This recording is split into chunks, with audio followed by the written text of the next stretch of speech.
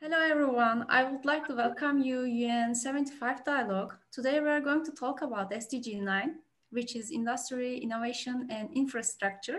I have guests consisting of students and professionals working in this field in our university. I want to welcome them too. And now I want to start asking my questions about UN and SDGs and especially SDG 9. Let's start it with our student Shule. Shule, what do you think about how will be the world in 2045 when the UN turns 100 years of age? How will the SDG targets be by then? Hi everyone. Actually, it's really glad to be here with you. For your question, I think the world will be somehow close to today because, thanks to the technology, we are growing day by day. So, which is changing our situation. We also experience this. Like in lockdown process, we can continue the education, we can continue the work. So in the future, we will have this kind of situation. Technology will help us again and again, which is continuously. But I think the SDG goals and the world and the other the situation of world be harder than today because of the technology. It also shows us the discrimination between us. People start to self learning, and people start to how can I say, go individualist. They don't want to go into society, and I think this will be increase the diversity of the people, which is in a negative way. But I hope in the future we can. That's why I think the conflicts and the problems will be more in the future. But I hope with these goals and with the collaborations of SDG, they will be resolution with SDG and the general society of. I couldn't explain myself very well. I'm not sure if I try to say that even though we see the increase in conflicts and problems, thanks to technology and infrastructure. Yeah, I can't say this word very well. Thanks to the goals, we will solve these kind of conflicts and problems. And also thanks to technology, we will help each other in better way. Even though we are in the different places and different in different situations. Yes, yeah. I think like this. If I'm not clear, I can explain it again or more clear way.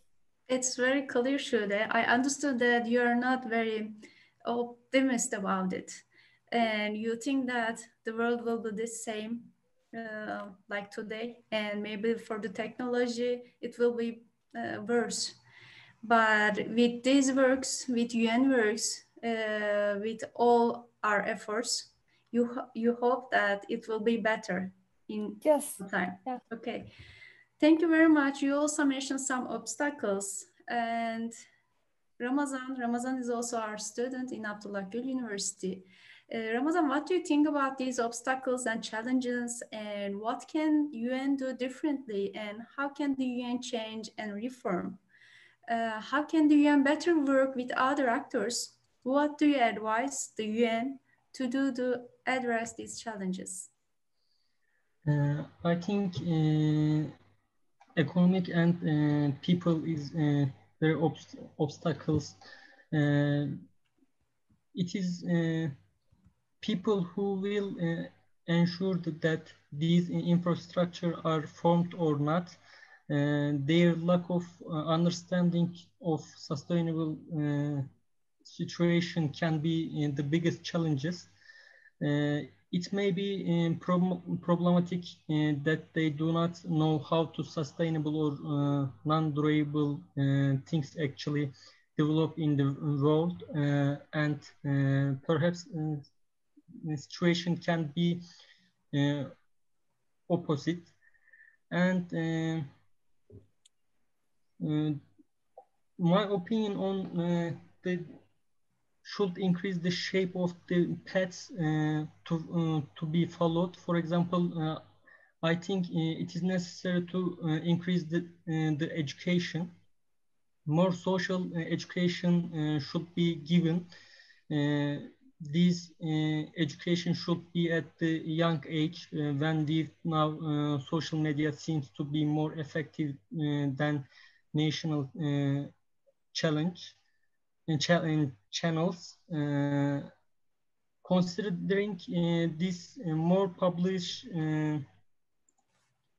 publications should be made in social, it should be explained more training or education and symposiums that create a durable infrastructure, encourage inclusive and sustainable industrialization and encourage innovation, and explain the reason for this should be increased. And I think it's necessary to be in constant communication with experts in these matters. Programs can be arranged for countries on these issues, and maybe films can be made to explain the importance of these issues. I think it is necessary to explain the importance of this subject to university students taught example, because I think young people are the architecture of the future. Therefore, it is necessary to explain this subject very well to the students. I hope I explained clearly. Yes, Ramazan, thank you very much. You mentioned the importance about the visibility for SDGs, right? Yes. And you mentioned what also UN do, what can UN do for these matters. Thank you very much for your comments. So now maybe we can talk about what our duties in these matters, what we are doing well. If you talk about specifically about SDG 9, Bora, could you tell us, please, about the activities carried out in Abdullah Gül University Technology Transfer Office for Industry, Innovation and Infrastructure? Yeah, thank you very much for this beautiful question. Actually, my name is Bora Akinci, as Melike told, and I'm working in Abdullah Gül University Technology Transfer Office as faculty member. In my previous career, I had a chance to organize also some events about entrepreneurship, and also I had a chance to create some places like incubation centers, like science parks before working from in Abdullah Gül University. So in AGU, we have some things we are doing for entrepreneurs. So I would like to start with firstly about our incubation center. So we have one incubation center also. It was established last year. And so the main idea of the incubation center is the supporting entrepreneurs. So when young entrepreneurs, especially our students or our graduate students, applied in the Abdullah Gül University Technology Transfer Office to create or to establish a company. So we are taking their ideas, we are taking their business ideas, and we are supporting them how they can create company and where they can apply to get some fund from some institutions. So we also give them free office desk, let's say, and also we give them some meeting rooms to organize their meetings. And also as a technology transfer office, we are supporting them, especially with the accelerator programs. What type of things we do in the accelerator programs? We generally organize trainings about marketing, about intellectual property rights, about how they can establish company, how they can manage the company, how they can do teamwork, something like that. We organize some trainings, and also we support RD-based projects RD-based business ideas to develop them as a business plan and to apply some different funds. Also, we support them to get some funds from especially angel investors. Moreover, we organize for them some project markets, also some demo days to show their products to angel investors, let's say investors. And also the other thing, the other structure in the Abdullah Gül University is Creative Hub. So this hub has important, this hub is important because we support in there first the creative projects. So if the project is about the creativity mainly, it can be design, also it can be research and development project, and also it can be one social entrepreneurship project. If the project has a social impact in the community, we support them in our Creative Hub. What we do in here, what do we in the Creative Hub? Firstly, we are also organizing them some trainings like accelerated programs, but these trainings generally based about team working, interdisciplinary work, and also problem solving. This kind of trainings we organize in the Creative Hub because the projects are generally mentioned for the creativity, and also moreover the social impact is another important issues in the projects in the Creative Hub. Also, Creative Hub is open for social entrepreneurs, especially if they think that they will organize a project about communities' problems, to how they can solve these problems in a creative way. It is open for this kind of entrepreneurs too. So we have one prototyping center in there. So our entrepreneurs have a chance to use that prototyping center to produce their prototypes. And also, as I told you before, we organized trainings in there. The other thing that our support is Abdullah Gül University is implementation organization of TÜBİTAK's BIG program. So BIG program is Personal Youth Enterprise Program, we may translate in English. So in that program, TÜBİTAK gives 200,000 Turkish liras support for entrepreneurs who has a research and development based project. So we are an implementation organization, so we are collecting business ideas firstly from entrepreneurs who wants to apply this program. And then we do one evaluation, small evaluation, and some of the ideas passed the second stage. Some of them is unfortunately couldn't pass. So then after that, in the second stage, we organize for them also one accelerated program, especially it is full of trainings about marketing, about how they can create a company, where they can create a company. And also we support them how they can prepare their business plan. Moreover, we give them mentors from the industry, so they have a chance to discuss with their projects with the industry, so they can give correct answers of the needs of the industry in that program. So after that, we do one main evaluation in our university with special juries. Then we sent them to TÜBİTAK, and also TÜBİTAK selected who will get 200,000 Turkish lira or who will not get. So we also support entrepreneurs with the TÜBİTAK as a TÜBİTAK big program implementation organization. So the other thing that in this year we got very good news, very beautiful news from the Ministry of Science and Technology. So our Science Park application was approved by them. So we will create, hopefully in the next year, until the December, we will complete our Science Park.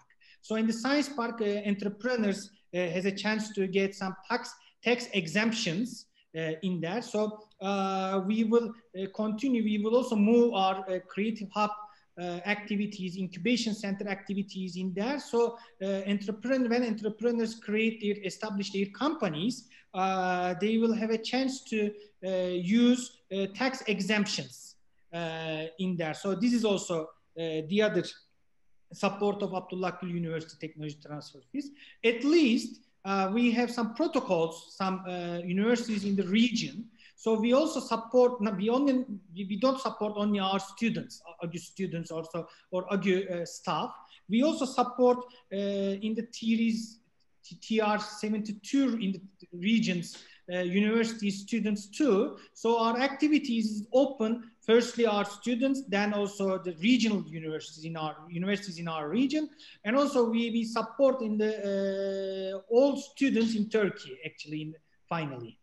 So this is my answer about your questions. I hope it was clear. It was very clear. Thank you very much. These works activities aiming at the development of technology, R&D, innovation are really exciting. Thank you very much for your work. Bora, also you mentioned importance of social entrepreneurship. Here we are with Zeynep Tuğçe. Zeynep Tuğçe, we know that you have projects related to young entrepreneurship, social entrepreneurship. Could you please tell us about these projects and their relations with sustainable development goals? Thank you for welcoming me here. I'm very honored. And so I would like to just start from the spirit of sustainable development and the sustainable development goals like you come up with, so that you see actually previously when you talk about sustainability issue, it is only about talking about the environmental protection, right? But it doesn't only have this dimension, it has economic dimension, as you mentioned, like we're talking about this SDG 9 here. It has environmental dimension and also the social dimension, the human being staying healthy, well-being, part of it. So that you cannot think this sustainable development without human beings or without the environmental protection, etc. So it is like a kind of win-win situation, and we are all together in this way. And previously, we were just technology oriented. We are trying to have this industrial revolution, etc. previously. Now it is the era of actually the social development, societal impact. Even the universities have been changing its features to societal impact way. Where do AGU also stands for? Since its design, although it's a very young university, it's a very challenging and attempting university in a manner, seeing that it puts the young people to its core. So that, and it's not only AGU aims to improve young people or work for young people, but with young people, for young people, the philosophy behind. So for what? To set up the future all together, because we do believe that young people are not the leaders of tomorrow only. They are the partners of today. So that you should take them as a partner. So that's the quite important part. So, and also at the moment we are talking, and which this goal should also be involved, that the cross-sectorial approach, so that we have been closely working with NGOs, outstanding public and private institutions, companies all together, so that it makes the achievement comes to in the place. So it's so that you should be more inclusive, more participatory in all mechanisms. Then, for example, that we are in the team of in the network of Turkish entrepreneurial, social entrepreneurial network, which is recently developed. And previously it was not mentioned even with the development agencies, etc. Now it's in their high agendas. They are giving funding. They are we are lobbying for social investment. You know, CSRs also changed recently as well, not only to go and to do something voluntarily and then do for a while, etc. It becomes the sustainability became the whole spirit of the institution itself. So it should be. So that's why we stand for that, and we try to empower the young people, our students, and also the young people outside the university as well. So with the activities that we carry out, for example, we have started as our young people that they said, okay, there is like some support system and given by the government, etc., like COSGAP, entrepreneurial funding, etc. But we even don't understand how to apply for this, how to set up our Canvas business model, for example. So we said that, okay, let's make a board game. Youth at Work project came out. It's a European-wide project, and it came to Latin America also, very well appreciated by this other countries, continents as well. So that young people are playing and enjoying and learning at the same time. They learn the concept of the entrepreneurship, like how to set up, how to create ideas, how to set up their own business, etc. Then they just split into two, that if you want to go through the entrepreneurial mindset, you go there. But we focus more on the societal impact, so that you just come up with the social entrepreneurship ideas comes out. And we also bring to our university good, best inspiring examples from young people to also very well-known role models from Ashoka, that's Ashoka Turkey members, fellows, so that we hosted, and we were very proud to keep on working with them. And also we have global courses, like I have been giving the innovation and entrepreneurship course, and also food and health at the moment. So we have 5 courses, which is one on migration, which is one on sustainability, which is one AGU-United introduction to migration, whatever the youth opportunities, etc. All students are obligatory for them. But what the unique part of these courses is to raise awareness, to enable them to work in interactive manner, interactive methods, so that, and also that it's we like a little bit push them to try and they get out of their comfort zone, actually. So that's why at first it was very challenging for them, but in the end they realized that how much they have learned so far. And also, like, we are like membering, as I said, that cross-sectorial cooperation is quite important. Like SDSN Youth, we are a member of Sustainable Development Solutions Network by UN also initiative, so that we were one of the pioneers in Turkey. And we had the SDG Academy, so that our academicians are using these resources, and then we benefit a lot from that. And also we try to contribute to the system.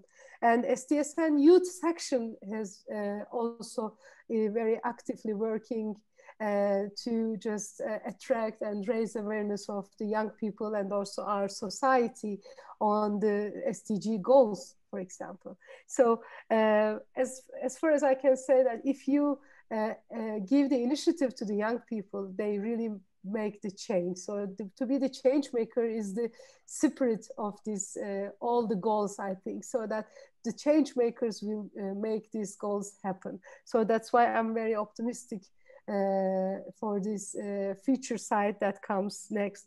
And also that we design our courses recently to be more on service learning, so that students try to implement their project idea in the field. For example, they go to work in the temporary education centers, or they go to work with the deaf people, like they go to the libraries and then try to contribute to this. And what else? We provide them with non-academic transcript, which is also a very unique initiative. We made a cool research before that. We checked with the European Commission, as I'm one of the experts and trainers of the European Commission in this recognition field and the Erasmus part, so that we used to use Youth Pass there, but this is self-reflection left only. But then we checked with the UN skill set, and then volunteering parts. And also Pearson skill set, also the 21st century skills. Then overview over 100 job calls, so that we come up with 7 competencies that each young people should have in himself to be employed and to have this decent job for him or for her. So that then we find out that, okay, you can just be a very active member. For example, you are organizing a very cool competition or a training in your student club, so that you say you can just show it and then write your self-reflection, and the student club president and the advisor of the student club approves it. Or if you go to an international exchange, which AGU also offers Erasmus exchanges for all young people, not only for its students, for short term, for example, for the within the Erasmus program. So that's why, I mean, they can go and they can report what they have gained so far. For example, what kind of intercultural skills they got, etc. And later on, they after they wrote their self-reflection and it is approved, then you can take it with your upon graduation.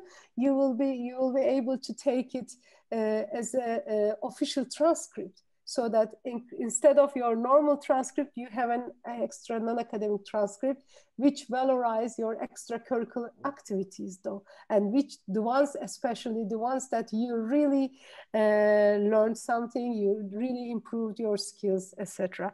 So this is really challenging and motivating young people, because you see that whatever education we got from any of the university, it doesn't matter.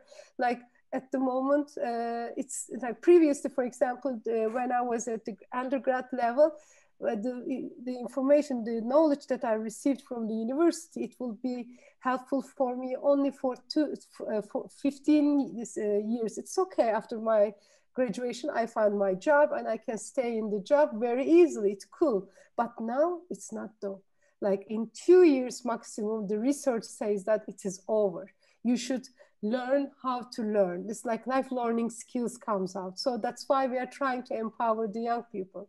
That's why AGU put the Youth Research and Implementation Center at first in its structure before it's established other faculties, the Youth Factory. So that's why this kind of attempts should be more concrete and supporting the goals, in my opinion, and also cooperating with national, local, and global networks. For example, AGU's being in a knowledge providing partner, knowledge partner with Global Solutions Initiative networks, bring us a cool partnership that even our students are benefiting, our academicians are benefiting, and also we are matching our NGOs with our international NGOs, and then enable them to develop more projects. For example, as the projects we developed with British Council, that's like on Creative Hub. So it was the first time we heard this, what is this Creative Hub issue? Then we had this nice edit project that Bora mentioned, so that it will last long and will improve and become, bring more different perspectives to this. So this generation, finally, to sum up, I would say, needs not like above the disciplines, like transdisciplinary, we can say that not only you should be a good mechanical engineer, for example, you should study another, like maybe social sciences, so that at AGU we just enable them to meet, to come together, try to work together. And for example, this Creative Hubs is enabling this kind of environment, not only like startups, like tech-owned companies come together. It's like you're a graphic designer, I am a psychiatrist, like a psychology, academics, etc. So we come together, and then we come up with totally different innovative idea, and we put it into a business. So that's why it is quite crucial that we should give importance to this societal impact.